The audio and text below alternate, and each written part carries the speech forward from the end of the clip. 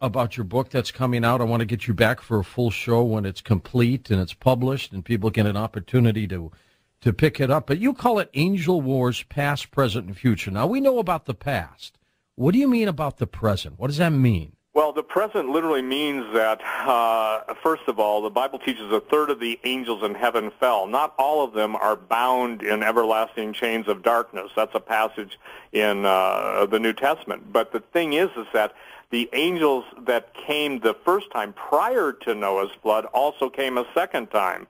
I've been told by people who live in the world of the most extreme, strange stuff that they still deal with fallen angels and they deal with technology, and it's interesting because there's a passage that says, "For the weapons of our warfare are not carnal, but mighty through God to the pulling down of strongholds." But I actually had a general tell me, you should see what angelic weaponry consists of. I think people always just imagine it's just sword fighting or, whatever, the classic Renaissance presentation of angels battling. But the thing is that in the angelic realm, these things have the ability to change their form. They basically can shapeshift.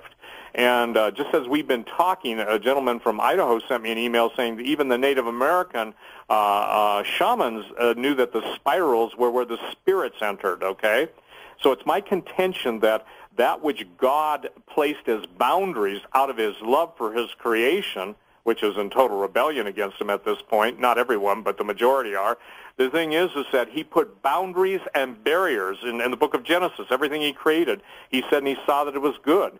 And he now is in my estimation, giving children dreams and women. Your young men shall dream dreams, your old men shall see visions, pouring out his spirit. And he's trying to give the ultimate warning. He doesn't want people to obviously perish, but the point is there's a true metaphysical dualism. That's a fancy word for saying good and evil is fighting in the spiritual realm. So the present I'm dealing with is the technology and a lot of the stuff I've been told from behind the scenes. I could not possibly, George, know what I know unless the people that live in that realm tell me. That's something that's basic logic. And so if there are real people out there who literally live in this realm, and you've got all the different men talking about the secret space programs, what's Richard Hoagland, or talking about the Stargates and all the different things that are going on, then the preponderance of evidence would probably mandate that people say, there's more going on. And I'm sure you know it, and you feel it yourself, and you talk to people. Everybody's got the sense that something big's ready to happen. Oh, yeah, no question about it. We all feel that. Why is there evil out there?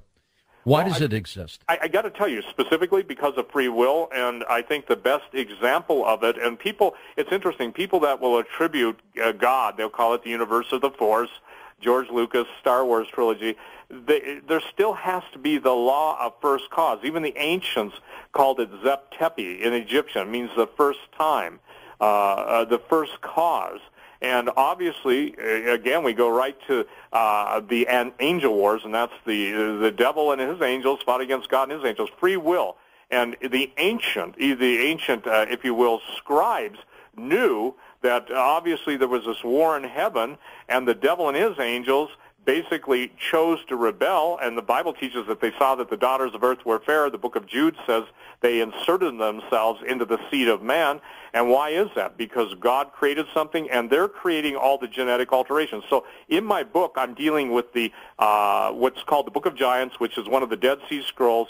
It goes into great detail about how the fallen angels didn't just tamper with the DNA of humans, but also of all the animals, the insects, the fish, everything. So the thing is, the whole earth was corrupt, and that's what brought about Noah's flood. There are people that don't believe Noah's flood was universal. I do. I believe there was Jeremiah 4, the flood prior to that wiped out Atlantis, Lemuria, Mu, all the great civilizations. Obviously, before Noah's flood, I don't think most people realize this, but there were no oceans. It literally says that the fountains of the deep opened up. So these civilizations that when submersibles go down and see these things, and I was told by a submarine commander, a nuclear commander, he said, nuclear subcommander, he said, Steve, you would absolutely love, and you know what my response was, take me there, but you would absolutely love to see the things that are under the ocean. And I said, you bet I would. But I said, you know what?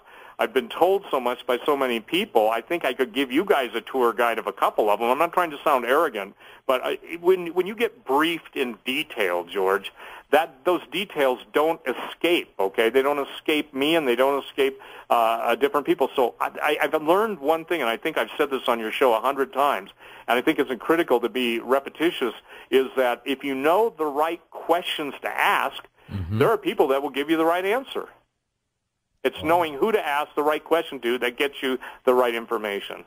Okay, so that's angels past, present. And then you talk about future. What will happen then? Well, the future is literally Armageddon and beyond. We're talking about the final battle when literally all hell, it literally says that the devil is in the heavens and the fallen angels. They come to earth, but they live in some form of a second heaven, not the place of God and the holy angels, but they come down to earth, and it says, "Woe unto you, inhabitants of the earth, for your devil," or your adversary, the devil, has come down about amongst you, having great wrath. And there's a battle that is unbelievable, and that's when the people who are alive at that time and who are believers are going to have to fight. And it's an interesting thing that even though we're made a little lower than the angels, the psalmist says, that God is still mindful of us. So basically, we're not going to be lambs for the slaughter if we choose to not go into the slaughter chutes. And I maintain that television is an electromagnetic programming device. And again, I'm not a Luddite. I'm not against technology, but I'm saying you've got to recognize the spirit behind technology. So when I hear the transhumanists and the singularity people talking about spiritual machines, I think I go to Stephen King's novel, Christine, The point is that demons are disembodied spirits. I've been arguing with a guy on the Internet over that for a long time, not just the current one, but I've been arguing with different people over that because obviously we're seeing the tampering with everything. Chemtrail spraying, let me tell you this, I was told this by special operations guy. He said, "Steve, it is terror forming. It's absolutely bringing the atmosphere back to what it was at the time of judgment." Now, I thought that was interesting. Well, you see even giant sculptures in parks done by artists of these giant creatures emerging from under the earth. Jesus himself said that, you're not going to be afraid, if you believe in him, of the things coming upon the earth. Well, if they're coming upon the earth, that must mean they're not on the earth per se. Well, you and I did a show years ago that's even now becoming even more pertinent on what was going on at New Schwabenland in the Antarctic. We did a show, and I said everybody's in the Antarctic. They're looking at Planet X, the 10th planet, because it's coming from the southern hemisphere. We did a show on the strange death of Dr. Schumacher, in Australia when he went down there. And the minute he started talking about Planet X and what he saw coming, it was interesting. He had an accident on a road with seemingly no other cars except the car that hit him. Dead scientists. The point is that the future wars are going to be that. And then obviously there comes a time where the millennial reign of Jesus Christ is established, but not before the most horrible time. George, one of the things that's hard to do, the human mind, and I know this, I suffer from overload sometimes, and I know that a lot of listeners do too. But there is hope, there is an answer, there is peace even in the midst of this. Even someone who knows me that knows that, they said, "Boy, you know all this stuff, how do you keep sane?" And I said, "Well, it's simple." It's simple. I have faith in a great God. They say, "But you were such a very, very tumultuously wild living guy. How can you have peace?" And I said, "It's simple, because Jesus is the Prince of Peace." And I'm not trying to preach to anybody. What I'm trying to say is this: Jesus, the book of Revelation, is about him. It's the revelation of Jesus. Even, you saw Newsweek. What does Newsweek say on the front of their cover? This week, Apocalypse Now. Everybody's talking about it. Everybody's talking about it. And even the word Armageddon, whether you put financial in front of it, genetic, economic, every word that can be placed in front of the word Armageddon, it seems like the press that goes overtime to secularize and mock Christianity still has to refer to, quote, godlike terms. Now there are those who are smart enough to get around that, and they do it in a way, but they still allude, even in their what I would call their unique skirting of the issue, they still have to refer to something beyond their scope, their knowledge, and understanding. Well, Stephen, it's going to be an interesting roller coaster ride, isn't it?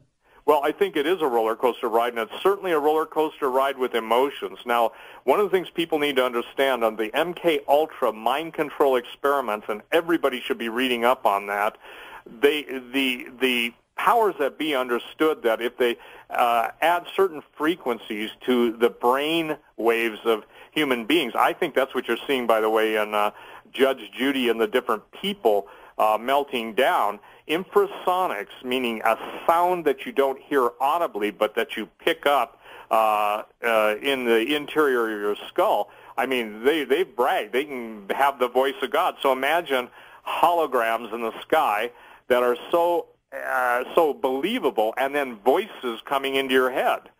Well, I think that that's the plan to deceive the world, because the technology of the fallen angels is going to be utilized and has been utilized and is being utilized by those who yield themselves to them. I talked to a banker. Now, you wouldn't guess this, but a banker with one of the largest investment firms in the world basically said, "We are the chosen bloodline." And I said, "So who is your progenitor? Who do you trace your roots back to?" You'd be surprised what he told me. He said Nimrod. Well, Tom Horn teaches that Nimrod became a mighty man, a Gibborim, or Gibborim, which means a giant. In other words, he was genetically altered. I believe that he started out that way because the Gilgamesh epic, Gilgamesh epic, was the oldest, if you will, epic poem in the world, and it talked about a giant fighting monsters, who, by the way, the British Broadcasting Corporation carried the story about a decade ago that they found his grave in Iraq. Guess what the first thing happened in the Iraq War? Our secret units of the military went in and secured all the ancient power stuff. Gilgamesh's tomb was one of the things they ended up. You know what they wanted out of Gilgamesh? They said his body was remarkably preserved. They wanted DNA. Oh, so now we're talking about a triple helix. We're talking about transgenic entities, beings. We're talking about super soldiers. We're talking about taking the olfactory senses of a wolf and the sight of an eagle and identifying that, and the ability to hibernate of a bear, and all those different chemicals and all those different receptors, and basically creating it.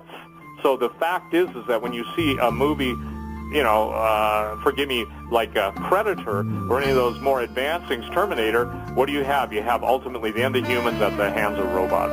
And we're going to come back now and take phone calls with Stephen Quayle. Get ready on Coast to Coast AM.